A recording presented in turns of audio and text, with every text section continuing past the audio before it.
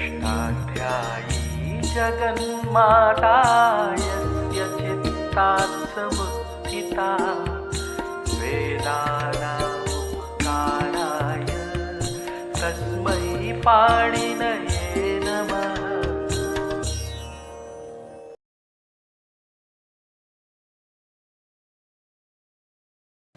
नमः पाणिनये। हम लोगों ने खंड खंड में करके प्रक्रिया के लिए उपयोगी सारी संधि पढ़ ली। सारे कार्यों को हमने छोटे छोटे वर्ग बनाकर जान लिया। अब हम इकट्ठा करके उन सूत्रों का चिंतन करें कि यदि सकार परे है तो हमें किस प्रकार से संधि करना चाहिए।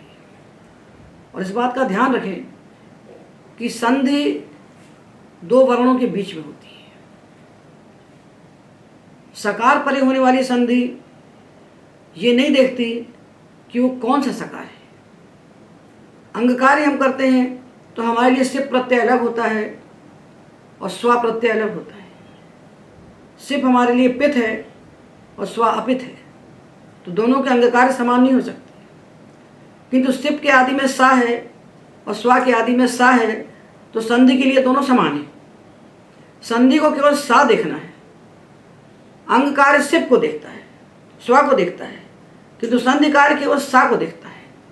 आगे आने वाले एक अक्षर को देखता है संधि कार्य, पहला अक्षर और अगला अक्षर। और कभी कभी अम परे ऐसा कह देंगे तो दूसरा दिखेगा जहाँ विशेष कहा जाएगा। अन्यथा एक वर्ण पहले का, एक वर्ण उसके अव्यवहित पर, अव्यवहित पर सा और उस सा से अव्यवहित पूर्व जो भी वर्ण है, इन दो के स्थान पर संधि होगी। तो चाहे सन का सा हो, चाहे सिच का सा हो, चाहे सिप का सा हो, पित सकार हो, चाहे अपित सकार हो, चाहे स्या का सकार हो, तो संधि के लिए स्या, सिच, सन, सिप सब बराबर है। इसको ध्यान रखें। तो सकार परे होने पर किस वर्ण के स्थान पर किस प्रकार से संधि होगी, इसको हम इकट्ठा करके जान सकते हैं।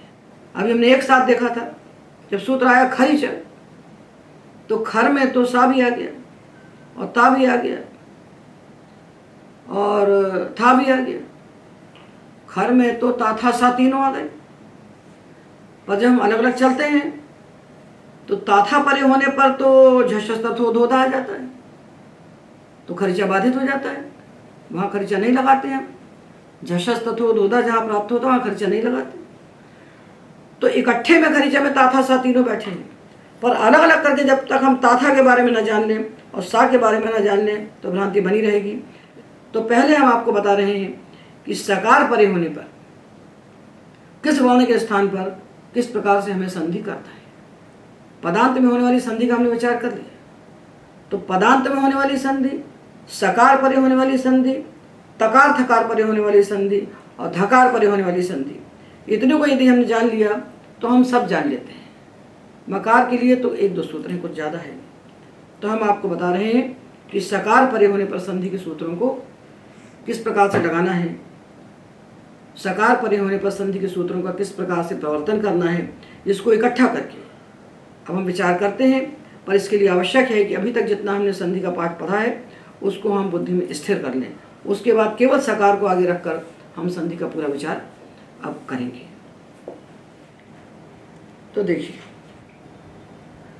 कोई सा भी सकार हो, संधि का सूत्र नहीं देखता कि सिप का सा है कि स्या का है कि सन का है कि सिच का है, उसको सा से मतलब एक वर्ण से। तो सकार परे होने पर जब हम संधि करने चलते हैं तो सामान्य सूत्र आता है खरिचा। सामान्य सूत्र आता है खरिचा। वो कहता है खर परे होने पर झल के स्थान पर चर कर दो। झल के स्थान पर चर होता है खर परे होने पर। तो झल का अर्थ हो गया है झमय घटदश यानी चौथी व्यंजन, जब घटदश यानी तीसरे व्यंजन, खप छठत यानी दूसरे व्यंजन वर्ग के, और चतव कप यानी पहले व्यंजन, और शाशा सा। इतने झल हो गए। 4 3 2 1, चौथे तीसरे दूसरे पहले, ये 20 हो गए। और 4 हो गए शाशा सा, 4 हो गए शाशा सा। ये 24 व्यंजन है छल में। सूत्र कहता है खरीचा कि खर परे होने पर झल के स्थान पर चर होता है। अर्थात ये जो हैं झल ये अपने अपने वर्ग के पहले बन जाते हैं प्रथम। तो का खा गा घा को का होना चाहिए, चा छा जा झा को चा होना चाहिए, टा ठा डा ढा को टा होना चाहिए, ता था दा धा को ता होना चाहिए, पा फा बा भा को पा होना चाहिए। ऐसा इसका कहना है, यही कहना हुआ इसका। तो का खा गा घा को का, चा छा जा झा को चा, टा ठा डा ढा को टा, ता था दा धा को ता, पा फा बा भा को पा। किंतु ऐसा नहीं होता। ऐसा इसलिए नहीं होता हमेशा, ऐसा हमेशा नहीं होता। इसलिए नहीं होता, खरीचा सूत्र जो है अष्टाध्यायी के 8वें अध्याय के 4थे पाद का सूत्र है, सबसे पीछे का। ये त्रिपादी का है, और त्रिपादी का संविधान ये है कि पर त्रिपादी को आप लगाना चाहते हैं, यदि पूर्व त्रिपादी का कोई सूत्र पहले प्राप्त हो रहा है तो पूर्वोत्तरा सिद्धम कहता है कि पूर्व त्रिपादी के प्रति पर त्रिपादी असिद्ध होती है। त्रिपादी में पूर्वम प्रति परम शास्त्रम असिद्धम च। तो खरीचा है 8-4 का, यदि कोई सूत्र उसके पहले का मिल जाता है तो खरीचा काम नहीं कर सकता। तो इसलिए खरीचा को लगाने के पहले हमें उन सारे सूत्रों का ज्ञान होना चाहिए जो सूत्र खरीचा को रोक देते हैं, खरीचा को चर नहीं करने देते। तो खरीचा से जो चर तो होता है वो झपट के जल्दी से नहीं करना चाहिए कि आपने देखा झल और आगे सा को देखा तो आपने कहा इसको चर कर दो, तो नहीं कर सकते। तो खरीचा के पहले जो सूत्र बैठे हैं पूर्व त्रिपादी के, उन सूत्रों का पहले चिंतन कर लेना चाहिए, और उनका चिंतन करने के बाद जो पूर्व त्रिपादी के सूत्र हैं उतनी जगह को छोड़ देना चाहिए। उतना छोड़ने के बाद जो खाली जगह बचेगी वहाँ खरीचा चर करेगा। यही विधि है, यही विधि है अष्टाध्यायी से काम करने की। तो वे सारे सूत्र जिनको हमें छोड़ना है वो 8-2 में बैठे हुए हैं, तो उनका विचार करना पड़ेगा। उनमें सबसे पहले विचार तो हम ये कर लें, सबसे पहले विचार हम ये कर लें कि एक सूत्र आएगा एकाचो बशो भश झषंतस्य स्वध्वोः। इसको भी हमें पहले लगाना पड़ेगा। ये भी 8-2 का सूत्र है, अष्टम अध्याय के द्वितीय पाद का है। खरीचा अष्टम अध्याय के चतुर्थ पाद का है। यदि ये प्राप्त है जब तक, तब तक खरीचा नहीं कर सकता। पहले ये काम करेगा, फिर जगह बचेगी तो खरीचा करेगा, नहीं बचेगी तो नहीं करेगा। तो यहाँ पहले ये बुद्धि में स्थिर कर लीजिए कि हमको खरीचा से चर तो प्राप्त हो रहा है, खर परे होने पर झल के स्थान पर चर प्राप्त हो रहा है। जो सा है ये खर है, ता था सा तीनों खर है, धा खर नहीं है, धा झश है। तो ता था सा यदि आगे दिख रहे हैं हमको, प्रत्यय के पहले अक्षर के रूप में ता था सा दिख रहे हैं, तो हमें खरीचा करना चाहिए। ये सामान्य बात हुई। विशेष बात क्या हुई कि जहाँ 8-2 का कोई सूत्र कहेगा कि मत करो, तो वहाँ हमें नहीं करना चाहिए। तो एकाचो बशो भश झषंतस्य स्वध्वोः सूत्र है 8वें अध्याय के दूसरे पाद में। पहले इसका विचार कर लें, फिर बचे हुए बाधकों का विचार करेंगे, फिर सबसे अंत में खर्चा को लगा लेंगे। जितनी जगह बचेगी उतनी उसको मिल जाएगी। यही बाध्य बाधक का नियम है। तो देखिए एकाचो बशो भश सूत्र है 8वें अध्याय के दूसरे पाद का 37वां सूत्र है। और जो खरीचा सूत्र है यह 8वें अध्याय के चतुर्थ पाद में अंत में आने वाला सूत्र है। इसकी संख्या है 8-4-55, 8-4-55, 8-2-37। तो स्पष्ट है कि एकाचो बशोभश प्राप्त है तो खरीचा चर नहीं कर सकता। तो एकाचो बशोभश क्या कहता है? तो एकाचो बशोभश कहता है कि धातु है, उस धातु का अवयव जो एकच हो, धातु का अवयव जो एकाच, उसके अंत में हो झष और आदि में हो बश। तो झष का अर्थ क्या होता है? झ भय घ धश, प्रत्येक वर्ग का चौथा अक्षर झा भ घ ढ ध, ये झष। ये अंत में हो धातु के, और आदि में कौन हो? बश। बश ने बा गा डा दा, जा को छोड़ दिया। तो बा गा दा और डा ये अक्षर आदि में हो, अंत में हो झा भा घा धा धा। धातु के अंत में झा भा घा धा धा झश, और आदि में हो ब ग ड द जानी। ये धातु के आदि में हो। तो ऐसा कोई धातु नहीं है जिसके आदि में डा हो और अंत में झश हो। तो डा को हमने छोड़ दिया। ब गा और द धातु के आदि में हो, अंत में चौथा, इनमें से कोई भी व्यंजन हो। अंत का व्यंजन वर्ग का चतुर्थ हो, थोड़ा कठिन है पर समझ में आता है।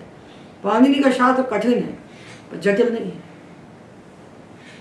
उसको आप समझ सकते हैं, क्योंकि उन्हें चलने के लिए सीधे सीधे रास्ते बनाए हैं और प्रत्येक रास्ते में प्रकाश करके रखा है। ऐसा कोई सूत्र नहीं जिसको कोई समझ ना सका हो। तो कठिन है, तो कठिन का सरल कैसे होगा? जब अपनी बुद्धि को आप स्थिर कर लें। ये मन जो है ना, ये भागता है। चंचल भी मन कृष्ण प्रमाथि बलवत दृढ़म तस्याहम निग्रह मन्ये वायु सुदुष्करम। जिसे वायु को बांधना कठिन है, ऐसे मन को बांधना कठिन है। तो भगवान कहते हैं नहीं है कठिन। असंशयम महाबाहो मनो दुर्निग्रहम चलम अभ्यासेन तु कौन्तेय वैराग्येन च गृह्यते। वैराग्य अभ्यास से वश में आता है। सबसे बड़ा उपाय इसका है शास्त्र को पढ़ना। आप शास्त्र पढ़िए, आपका दौड़ता हुआ मन आपकी मुट्ठी में आ जाएगा। और मन का मुट्ठी में आ जाना, मन पर विजय हो जाना, ये दुनिया की सबसे बड़ी संपत्ति है और जीवन की सबसे बड़ी उपलब्धि है। इसलिए व्याकरण पढ़ना चाहिए। हमारे जो शास्त्र हैं, भारत के जो शास्त्र हैं, ये ऋषियों ने लिखे हैं और ये जीवन को परम लक्ष्य तक पहुंचाने वाले शास्त्र हैं। तो चित्त को एकाग्र करके सुनिए। झश का अर्थ हुआ वर्ग का चौथा व्यंजन, झाभा घाधा था। और बश का अर्थ हुआ वर्ग का तीसरा व्यंजन, किंतु जा को छोड़ दिया, बा गा डा दा। और डकार किसी धातु के आदि में ऐसा मिलता नहीं कि आदि में डा हो और अंत में झश हो, ऐसा कोई धातु नहीं है। तो डा को हमने छोड़ दिया। इस सूत्र को सबसे पहले इसलिए बता रहे हैं कि सावधान होकर इसको देखते हुए आगे चलेंगे आप, नहीं तो झटी सी आपने खरीचा से चर्च करके धर दिया, बिगड़ गया प्रयोग। तो इसको हर जगह देखते चलना है। धातु के आदि में हो बा गा दा, अंत में हो चौथा व्यंजन। पहला व्यंजन हो तृतीय और आखिरी व्यंजन हो चतुर्थ। और तृतीय में से जा को नहीं लेना, नहीं तो जब को आप ले लें। तो जब में आप बोले कि जा तो तृतीय है, भा चतुर्थ है, तो यहाँ नहीं लगना इसको। ठीक है, जैसे देखिए धातु है गृध, गृध है ना, अंत में क्या है धा, यह है चतुर्थ, गा है तृतीय। ठीक है, अब देखिए द्रिभ, ये तृतीय है, ये चतुर्थ है ना। अब देखिए दघ, ये तृतीय है, चतुर्थ। गृध है, 34 बनाइए, 3 4 3 4 3 4। गृध में पहला अक्षर तृतीय, दूसरा चतुर्थ, 3 4, ये भी 3 4। दग भी 3 4। गुध ये भी 3 4। ठीक है, और चौथा हो धातु में, और नहीं तो हो गया हो किसी सूत्र, जैसे हो जाने आके किसी को ढा बना दिया, हो जाने दे हा को ढा बना दिया तो भी हो गया। जैसे धातु था आपका ब्रिह, ये तो 3 है और हो जाने इसको ढा बना दिया तो ये हो गया बृध, ये भी 3 4 हो गया। ध्यान से देखिए, गृध पहला अक्षर तृतीय है यानी बश, आखिरी वाला चतुर्थ है यानी झश। ये त्रिभ में दा है बश, भा है झश। दग में दा है बश और घा है भश। गुध में गा है बश और धा है झश। बश झश, बश झश, बश झश। ये गा बश और धा झश। और वृद्ध जब बन गया तो बा बश और ढा झश। अब देखो बंध,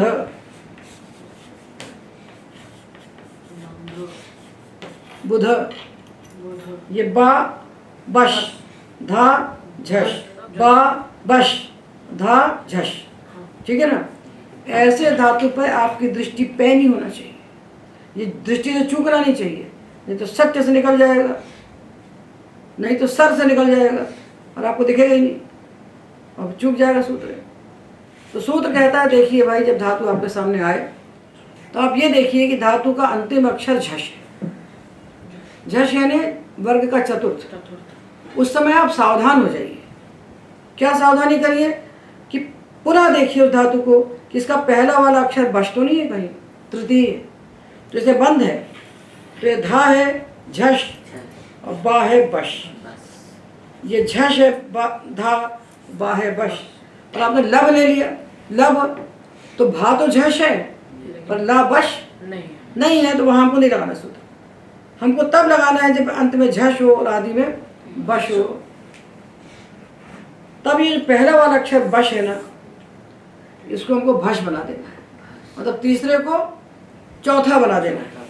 तो बा को हम बना देंगे भा, गा को क्या बनाएंगे, गा को घा। बोलो ना, मुंह में आवाज क्यों नहीं है। गा, ये गा को घा और दा को दा को धा, ये दा को धा। यदि धातु के अंत का अक्षर हो झश अर्थात वर्ग का चतुर्थ और धातु के पहले वाला अक्षर हो बश, बा गा दा, ऐसे धातुओं में जो बश है पहला वाला अक्षर, उसको भश बना देना चाहिए, यानी अपने वर्ग का चतुर्थ बना देना चाहिए। पर ये कब बनाना चाहिए, जब इस धातु के बाद सा हो अथवा ध्वा हो अथवा ये अक्षर जो झश है पदांत हो। से ध्वे पदांते, सा परे हो, ध्वा परे हो, धा नहीं ध्वा, धी में नहीं होगा, ध्वे में होगा, ध्वे ध्वम, अथवा पदांत हो, तो हम एकाच झषंत बश जो है उसको भश बना देंगे। एकाचो बशो भश झषंतस्य स्वध्वो हो। ये कब बनाएंगे, सा परे होने पर, ध्वा परे होने पर और पदांत में। देखिए बंध और चति, ये सा परे दिख रहा है और ये भश है और ये बश, तो इसको क्या हो जाएगा, बा को भा हो जाएगा, तो भंध बन गया। आप खरीचा लगा सकते हैं, तो धा को क्या बन जाएगा, खरीचा से चर होना है, अपने वर्ग का प्रथम हो जाएगा। क्या बन गया, भंस्यति। ये बन गया भंस्यति।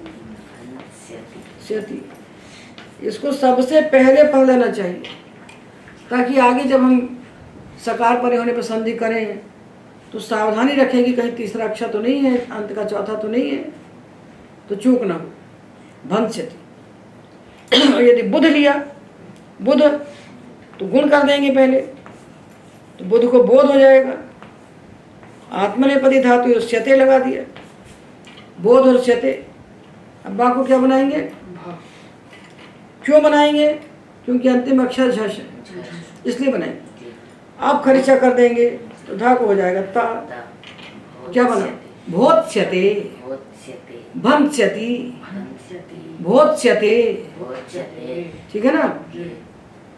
ये सकार परे होने पर जब संधि पढ़ें तो इसको सबसे पहले पढ़ लेना चाहिए, क्योंकि यही हमको टांग फंसाएगा बीच में काम करते समय। याद आ जाएगा बीच में कहीं कोई ना कोई प्रयोग गलत करवा देगा, तो पहले इसी को समझ लेना चाहिए, भंस्यति और भोत्स्यते। अब आगे संधि करने चलना, जब धातु मिलते जाएंगे तो सावधानी से देखते हैं कि 34 तो नहीं बन रहा है कहीं, पहला अक्षर तृतीय और दूसरा और आखिरी वाला चतुर्थ। देखो जो गोध गुद धातु है यंगनुगंत बनाया। उदाहरण कर यंगनुगंत की बता सकते हैं आपको। जो वो धुर्ची, ये धा चतुर्थ है, गा तृतीय है, ये झष है, ये बश है।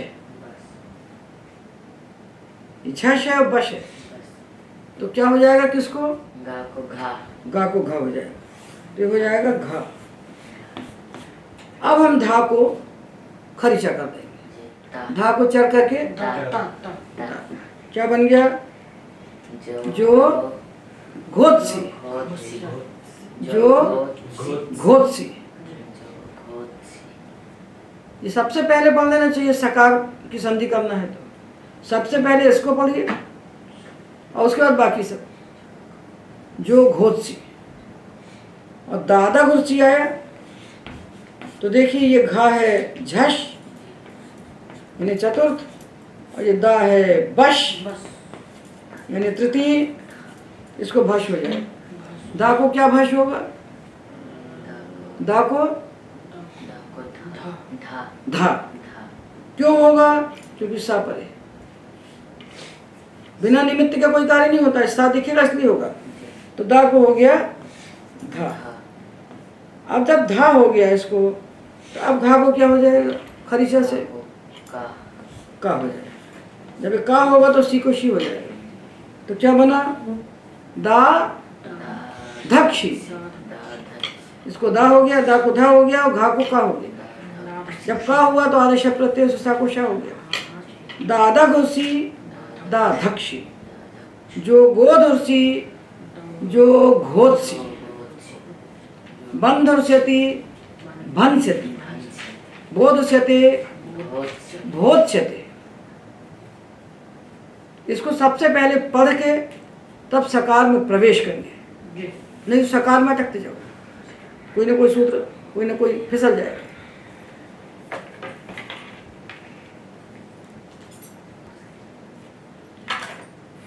अब ढकार तो किसी धातु के अंत में है नहीं, तो बरह धातु जो ब्रेह धातु है, गुण किया बरह बन गया।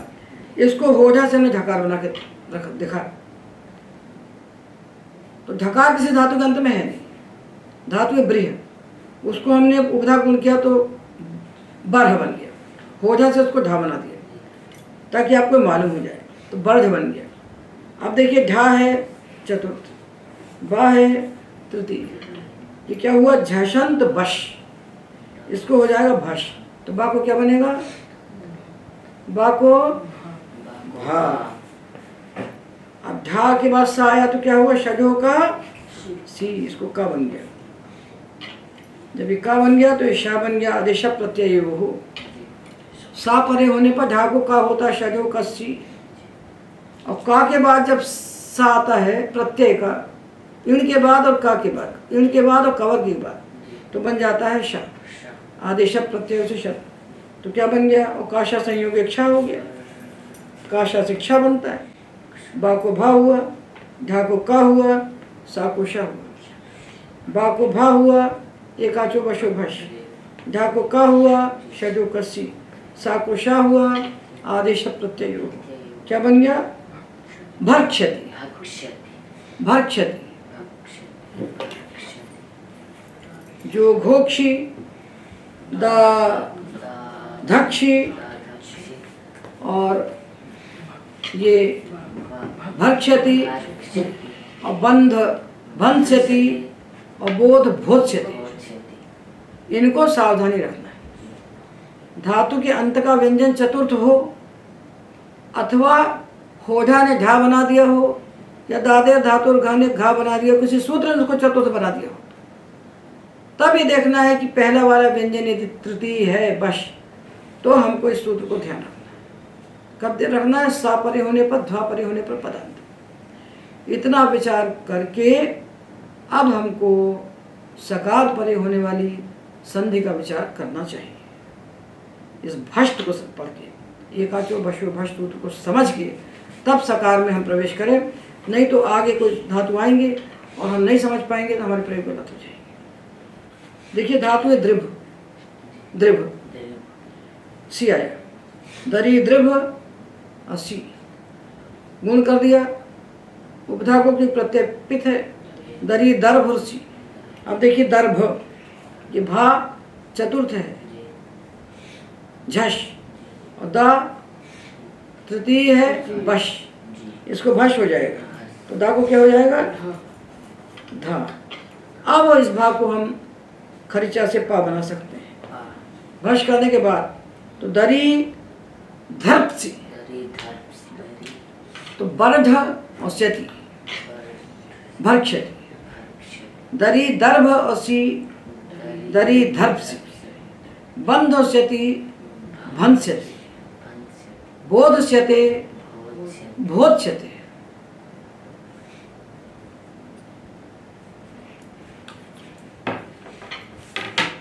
जो गोद और सी, जो घोत सी,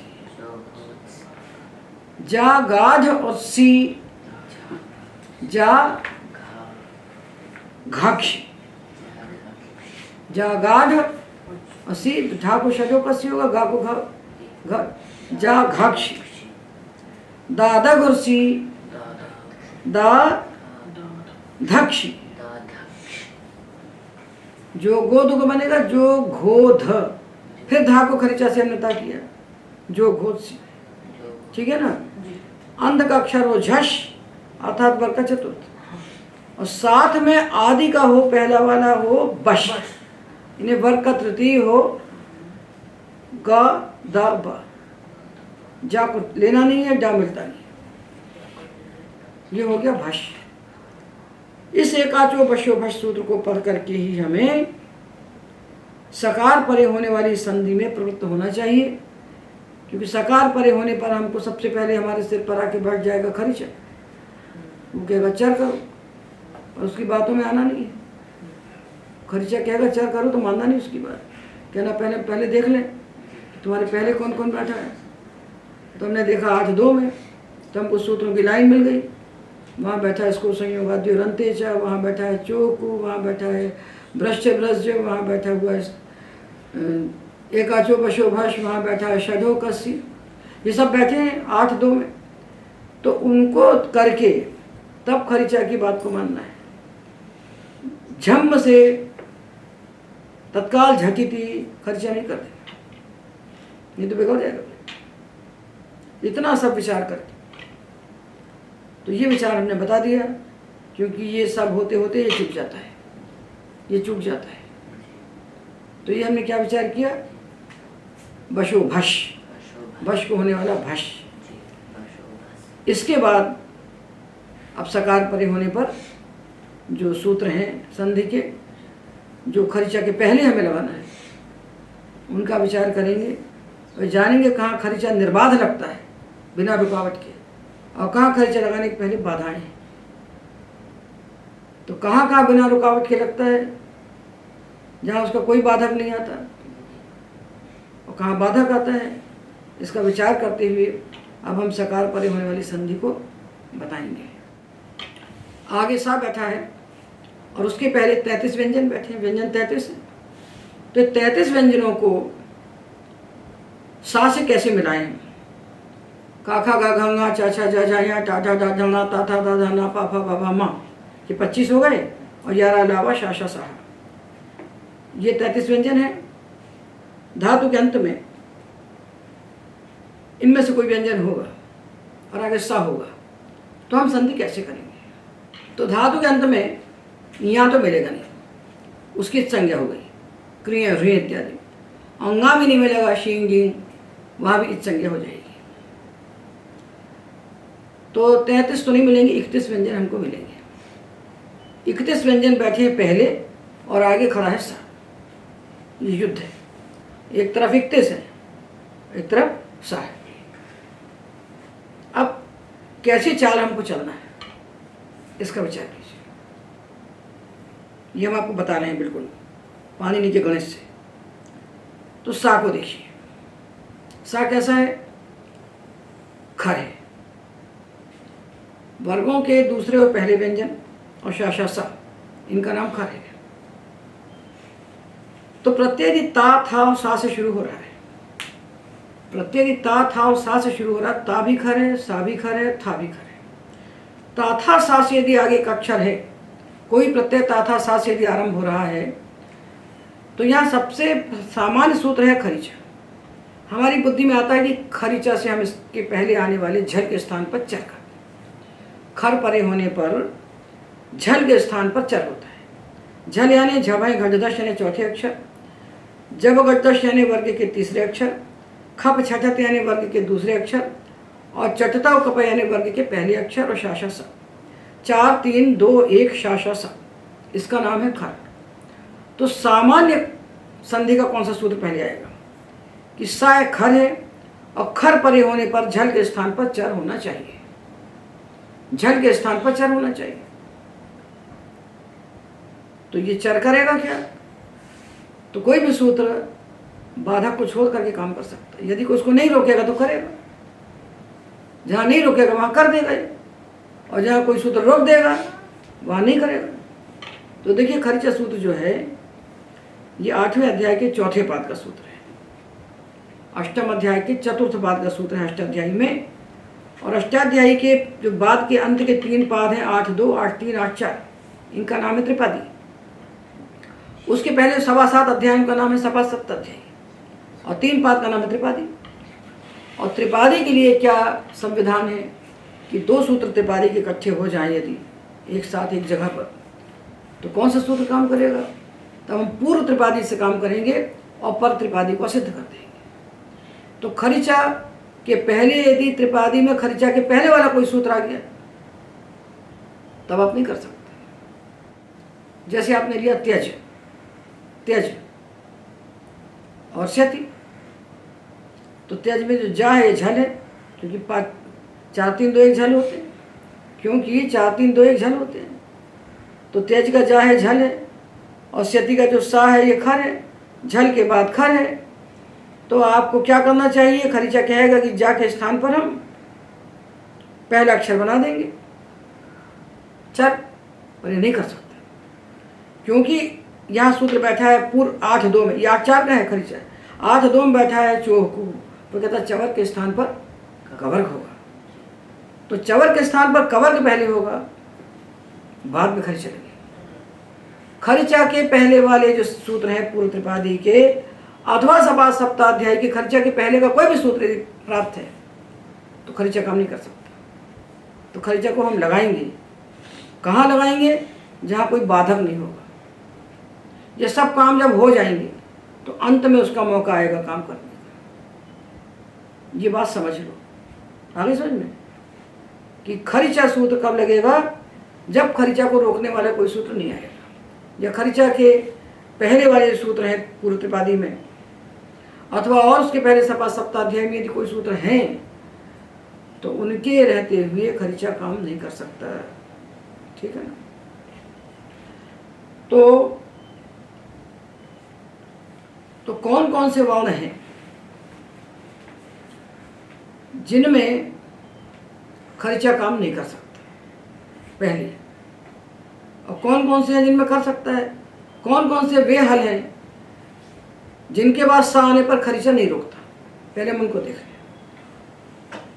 खरीचा को जहाँ कोई नहीं रोके ऐसे वर्णों को विचार हम पहले कर लेते, फिर जो बचेंगे उनका विचार बाद में कर लेंगे। पर खरीचा को सहसा झटित नहीं लगाना चाहिए। खरीचा हो चाहे झलाम चाहे झश हो, पर त्रिपादी के सूत्र को बिना विचारे नहीं लगाना चाहिए। यदि पूर्व त्रिपादी का कोई सूत्र बैठा हुआ है तो देखो हम बताते हैं। ये आपकी वर्णमात्रिका है। का खा गा घा ये धातु अंत में है, तो खरीचा का खा गा घा के स्थान पे पहला व्यंजन कर देगा का। चर होना यानी अपने अपने वर्ग का पहला अक्षर हो जाना, यहाँ कोई नहीं रोक रहा है।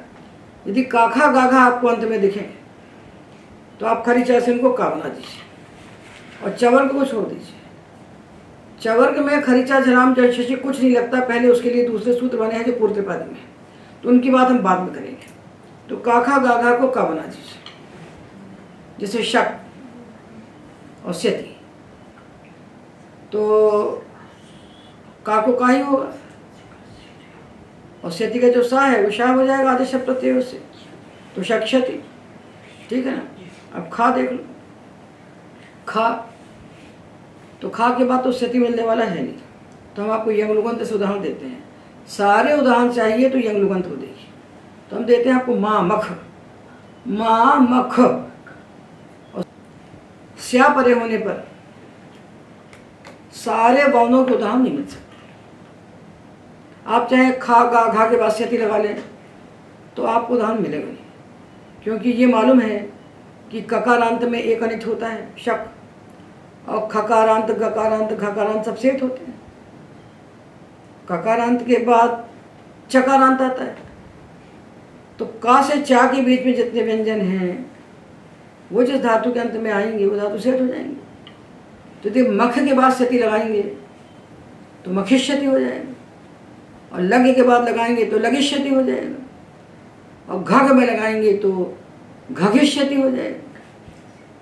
तो यदि हमको संधि में उदाहरण देखना है खा गा घा का, तो हमको यंगलुक से लेना पड़ेगा, यंगलुक से लेना पड़ेगा।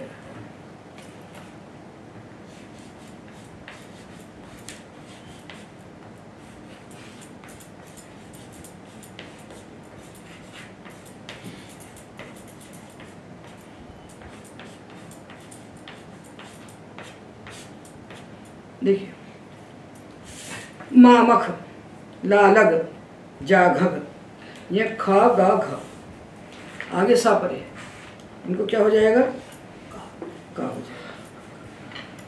मामक्षी, मामक्षी लालक्षी जाघक्षी, स्या लगा के नहीं दिखा सकते थे क्योंकि वहाँ इडागम हो रहा था, वो अर्धातुक था। सी सार्धातुक है, यहाँ इडागम नहीं हो रहा, इसलिए इसको दिखा सकते हैं। और यहीं पर शक भी यहीं लिख लीजिए, इसको भी यहीं लिख लो, क्या जरूरत है स्या लगाने की। शासक, ये हो गया काखा गाघा। शासक, शासक्षी, मामख, मामक्षी, रारग, रारक्षी, लालग, लालक्षी, जाघग, जाघक्षी। काखा गाघा को खरिच सूत्र से चर्त होकर के का बना लीजिए यदि आगे सा है तो। ये संधि किसके बीच में है? काखा गाघा और सा के बीच में है, इससे कोई लेना देना नहीं, और सा के ई से भी कोई लेना देना नहीं। संधि पूर्व का एक बाउल, पर का एक बाउल, दो के स्थान पर होती है, दो के बीच में संधि का उच्चार होता है। ये काखा गाघा की बात हो गई, पर चाचा जाझा की बात इसके बाद हम नहीं कर सकते, क्योंकि उसके लिए पूर्व त्रिपादी में दूसरे सूत्र बैठे हैं, तो उनको अभी हम रोक दें। ये काखा गाघा हो गया। हाँ, तो देखिए, चवर्ग को छोड़ दिया, तो देखिए चवर्ग को छोड़ दिया क्योंकि चवर्ग के लिए दूसरे सूत्र आएंगे जो खरीचा को काम नहीं करने देंगे। वो पूर्व त्रिपादी के सूत्र हैं, उनके प्रति पर त्रिपादी का सूत्र खरीचा सिद्ध है। तो जहाँ जहाँ वो काम नहीं कर सकता खरीचा, उसको हम छोड़ रहे हैं, उसको अंतर बताएंगे। तो ट ठ ड, यहाँ खरीचा काम करेगा, तो टा ठा डा को क्या बन जाएगा? चर होके टा। रारट और सी, मामठ और सी, लालच और सी। टाठा डाढ़ा को खरीचा से टा हो जाएगा। जब टा बन जाएगा तो सी जो है स्टोनाष्टो से शी बन जाएगा। रारक्षी, मामक्षी, लालक्षी, और ढा नहीं बनेगा क्योंकि ढा के लिए सूत्र 8-2 में बैठा हुआ है, वो है षढ़ो का सी। ढा के बाद जब सा आएगा तो इसको षढ़ो का सी से का हो जाएगा। तो टवर्ग में से टाठा डा को लीजिए, कवर्ग में काखा गाघा को का हो जाएगा, और टवर्ग में टाठा डा को टा होगा, ढा को नहीं होगा। तो ढा को क्या होगा? षढ़ो का सी, ढा को का हो जाएगा। और किसी धातु के अंत में धातु है नहीं, तो ढा का उदाहरण कहाँ से दिखाएं कि हमने धातु लिया वह और उसको होढ़ा से कर दिया ढा, तो बन गया वाह वढ़ और सी। ढा के बाद सा आया तो षढ़ो का सी ने ढा कर दिया का, और का के बाद जब सा आया तो आदेश प्रत्यय ने सा को किया शा, और का शा संयोगे क्षा, वाह वक्षी। ये हो गया पूरा टवर्ग। काखा गाघा हो गए, गा मिलना नहीं है। टाठा डाढ़ा हो गए, टाठा डाढ़ा हो गए, ये टवर्ग का टाठा डाठा हो गया। औना के बाद कुछ नहीं होगा, चलना आएगा तो औना को कुछ नहीं होगा, उसका अस्सी आएगा तो ये इष्टु है, उससे इस्तु है तो उसको श हो जाएगा, ये टवर्ग हो गया। ठीक है। अभी चाचत, चत धातु है। यदि हम आपसे कहेंगे चत धातु से स्यति लगा दो तो लगा सकते हो क्या? नहीं लगा सकते, क्योंकि तकारांत सारे धातु सेट होते हैं, तो चतुष्यति बन जाएगा। तो चत धातु से और मथ धातु से, एक मंथ धातु भी एक मथ धातु भी है, तो मथ धातु से चत धातु से आप स्यति लगा ही नहीं सकते, क्योंकि वहाँ पर इडागम होगा, चतुष्यति मथिष्यति बन जाएगा। और हमें पूरे उदाहरण चाहिए तो हमें यंगलुक में ही जाना पड़ेगा, क्योंकि यंगलुकन धातु जब होगा और उसके आगे हम प्रत्यय बैठाएंगे सार्वधातु, तो बीच में विकरण नहीं आएगा, क्योंकि यंगलुकन सारे धातु चरकरितंच के अनुसार अदादिगण के होते हैं। तो वहाँ जब सिक को लगाएंगे तो शब्द का लुक हो जाएगा। तो संधि किसी को सीखना है, संधि का अभ्यास करना है, तो यंगलुकन धातुओं के रूप बनाना चाहिए। बने बनाए यंगलुकन धातु को लेकर के उनसे संधि का अभ्यास करिए। देखिए चाचक, तो ये चाचक में ता है, मामथ में था है, ये दा है और धा है। चाचत मामथ रारद रारथ, ये ताथा दाधा, इनको कोई नहीं रोक रहा है सा परे होने पर, तो क्या होगा? खरीचा। खरीचा से इनको चर हो जाए, तो चर होकर क्या बनेगा? ताथा दाधा को ता, क्या बनेगा? ता, ताथा दादा को ता हो गया। तो चाचत्सी, मामत्सी, रारत्सी, रारत्सी, ताथा दादा को ता। जहाँ खरीचा को कोई रोक नहीं रहा है वहाँ खरीचा काम करेगा, ये सामान्य सूत्र है। सकार परे होने पर सामान्य सूत्र है खरीचा, पर खरीचा वहाँ काम नहीं कर सकता जहाँ उसके पहले कोई बैठा है जंजा लेकर, उसके पहले बैठे हैं जो सूत्र पूर्व त्रिपादी के, उससे बलवान है वो, उसको काम नहीं करने देंगे, उनकी दृष्टि में है ही नहीं, उनकी दृष्टि में असिद्ध है वो। तो ये चारों में नहीं रोका किसी ने, तो यहाँ हो गया। कहाँ कहाँ खरीचा लग गया? काखा गाघा में लग गया, टाठा डा में लगा, ताथा दाधा में लग गया, लग गया यहाँ, ये बन गए चार। और ना आएगा तब क्या करेंगे? जैसे हन आया और ना, हन उसी, तो ना में तो खरीचा प्राप्त ही नहीं है, क्योंकि झल नहीं है। तो हन में क्या होता है? अपदांत नकार को अनुस्वार होता है झल परे होने पर, नश्चा पदांत से झली, तो इसको हो जाएगा ना को अनुस्वार, तो बन जाएगा हंस। ताथा दाधा ना हो गए।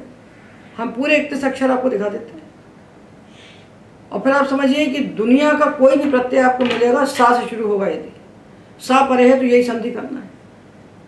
संधि का सब प्रत्यय से संबंध ही नहीं है, संधि का संबंध एक अक्षर से है। जो अक्षर आगे बैठा है, जो वर्ण आगे बैठा है, जो हल आगे बैठा है, उसी को देखना है बस। तो ताथा दाधा ना की संधि हो गई।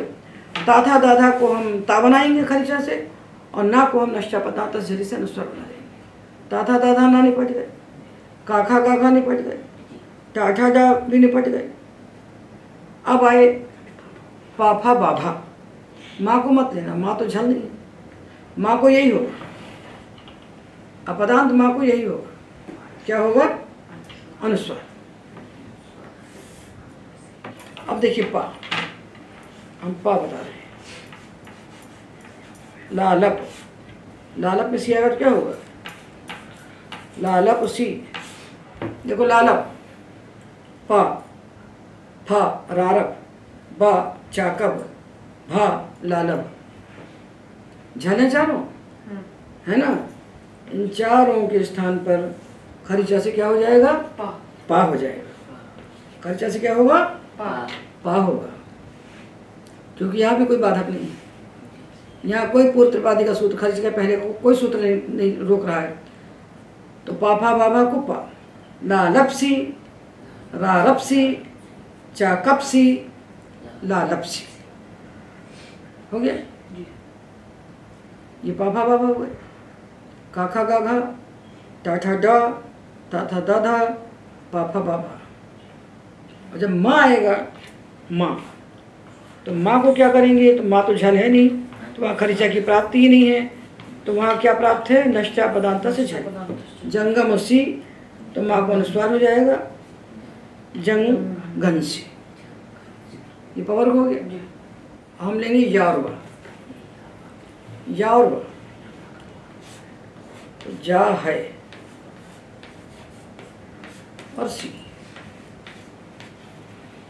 तो लोपो अव्योर वही, या का लोप जा हसी, और वह मिलेगा नहीं आप, यंगलुगन पे वकार मिलता नहीं है, जा हसी, और राव ला को कुछ नहीं होगा। जैसे हमने कहा तात सर, रावला, इनको कुछ नहीं होता, तो रा के बाद सी आया, तो रावला क्या है, इन है, ये ऊँगा ये उछाई वरत लौड़, यूँ है ना। यूँ के बाद आने वाले प्रत्यय के सकार को शकार होता है। आदेश प्रत्ययों से इन और कवर्ग के बाद आने वाले, इन और कवर्ग के बाद आने वाले प्रत्यय के सकार को शकार होता है। तो ये इन है, तो इसको हो गया शी, ठीक है। तातर्षि जा गलशी, ये बन गया, यार अलावा हो गए। अब क्या रह गया, अब रहेगा शाशा साह और चवर्ग, इतने हो गए ना, शाशा साह और चवर्ग रह गए। इनको हम पढ़ लें तो हम समझेंगे हमने पूरा बोल लिया। इनको बना लेते हैं तो हमें मानेंगे कि हमने सकार परे होने पूरी संधि जान ली। फिर चाहे स्या मिले, चाहे सीउट मिले, चाहे सिच मिले, चाहे सन मिले, चाहे सिप मिले, चाहे स्वा मिले, चाहे से सेन से, कोई प्रत्यय मिले, कोई भी सा मिलेगा। संधि को प्रत्यय से मतलब नहीं, संधि को एक अक्षर चाहिए, सा। उस सा को देख रहा है केवल, सा के आगे पीछे क्या है इससे उसको मतलब नहीं, वो कित है कि पित है इससे भी उसको मतलब नहीं। सिप प्रत्यय सी है, सिप प्रत्यय पित है, और स्व प्रत्यय पित, उसको इससे कोई मतलब नहीं, उसको प्रत्यय से मतलब ही नहीं, उसको एक अक्षर चाहिए, उसी में संधि करते हैं, ये ध्यान रखना। अब हम आपको शाशा सा बता देते हैं। देखो ताला विषय है धातु के अंत में, आगे सा है, सी नहीं सा, तो शा को होगा भ्रश्च भ्रज सृज मृज यज राज भ्राज छशाम शाह से शाह हो जाएगा। तो खर्चा प्राप्त है क्या, या भी नहीं है, खर्चा प्राप्त है या, ये शाह झल है ना, ये खर है, खर परे होने पर झल के स्थान पर चर होता है, सूत्र तो यही कह रहा था। तो ये जो शाह है ये झल है, और ये खर है, तो खर परे होने पर झल के स्थान पर चर होता है, खरीचा प्राप्त था ना यहाँ, ये झल है कि नहीं है, हल तक झल है, तो खरीचा तो प्राप्त था। पर ताला भी शाह मिलेगा, मूर्धन्य शाह मिलेगा, तो खरीचा नहीं रख सकता, क्योंकि 8-2 का सूत्र है भ्रश्च भ्रश्च, खरीचा 8-4 का है। तो जहाँ पूर्व वाला सूत्र कोई प्राप्त है तो वहाँ खरीचा काम नहीं कर सकता, तो खरीचा नहीं लग सका यहाँ। तो इस शाह को हमने भ्रश्च भ्रश्च सूत्र से मूर्धन्य शाह बना दिया। भ्रश्च भ्रश्च सृज मृज यज राज भ्राज छशाम शाह, ये दूसरे पाद का सूत्र है 8-2 का, इसने शाह बना दिया। अब शाह बना दिया, अब खरीचा लगेगा, अभी नहीं लगेगा, क्योंकि शजो कस्य आ गया, अभी भी झल है और ये खर है और नहीं लग सकता। शजो कस्य ने कहा शाह को हम बनाएंगे का सा परे होने, जब ये का बन गया तो इस सा को बन गया आदेश प्रत्यय से शाह, माँ मक्षी, माँ मक्षी बन गया। और जब लालच धातु आएगा मूर्धन्य शाह, तो इसको सीधा शजो कस्य हो जाएगा, और जब ये का हुआ तो ये शाह हो गया। तो लालक्षी कितने अक्षर हो गए, शाह हो गया, तालब शाह, मूर्धन्य शाह हो गया। अब क्या आना चाहिए, दंत सा। अब दंत सा की बात होनी चाहिए। देखो ये सा परे है, ये भी सा परे है, पहले भी सा बाद में भी सा। तो दंत सा के बाद जब दंत सा आएगा तब क्या करेंगे, तो हम देखेंगे कि जो आगे आने वाला सा है, पर में जो सा है, ये सार धातु के क्या धातु, सा के बाद जब सा आने पर संधि आपको करना है तो आपको देखना पड़ेगा प्रत्यय को, केवल दंत सा होगा तब पहचानना पड़ेगा आपको प्रत्यय कि ये जो आगे वाला सा है ये सार धातु के क्या धातु है। तो स्या कैसा है, आर्धातुक। ये सी कैसा है? सार्वधातुक। ये आर्धातुक है स्यति, और इसी जो है आर्धातुक, स्य आर्धातुक है, उसी सार्वधातुक है। सूत्र कहता सस्यार्ध धातुके, सह स्यार्ध धातुके, सह सी आर्धातुके, सी है ना सकारादौ, सकार के स्थान पर तकार हो जाता है, सा के स्थान पर ता हो जाता है। कब हो जाता है? जब सकार आदि आर्धातुक प्रत्यय परे होगा। आर्धातुक प्रत्यय का सकार होगा तो सा को ता हो जाएगा, तो क्या बना? वत्स्यति। और सार्वधातुक में कुछ नहीं होगा, तो वावस्य ऐसी रहेगा, वावस्य। आस्य, आस्य कुछ नहीं होगा, आसो से आस्य, वावसो सी वावस्य। किंतु वस और स्यति जब आया तो वत्स्यति। ठीक है ना? साधातुक आधातुक को पहचानते हो ना भाई? तो आधातुक प्रत्यय परे होगा, उसका सकार यदि है परे तो उसके पहले वाले सकार को तकार हो जाएगा, और साधातुक सकार परे है तो कुछ नहीं होगा। ये शा सा की बात हो गई। अब क्या रहेगा? अब रह गया ह और चवर्ग। ह और चवर्ग रह गया। आज के व्याख्यान में एतावदेव।